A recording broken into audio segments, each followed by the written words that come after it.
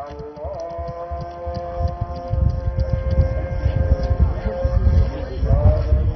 les 7 de la tarda, els cants de l'Alcorà criden a resar els musulmans del Marroc, la majoria de la població.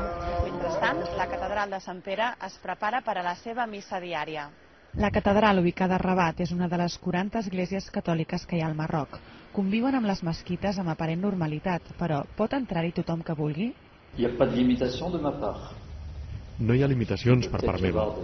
N'hi pot haver per part de la policia, que vigila una mica qui entra a l'església. Perquè la policia no vol que els musulmans es converteixin en cristians. El Codi Penal del Regne Alauita castiga el proselitisme en presó o amb l'expulsió del país.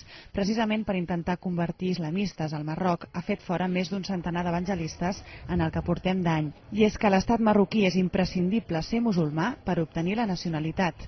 I el rei Mohamed VI no només és el cap polític, sinó també espiritual. En aquest context, la població no acaba d'entendre per què en diversos punts de Catalunya es veu amb recel la construcció de mesquites. Per què els cristians no volen mesquites? Si són bons cristians i bons musulmans, això no és un problema. Podem construir mesquites i podem construir esglésies i cadascú que faci el que vulgui.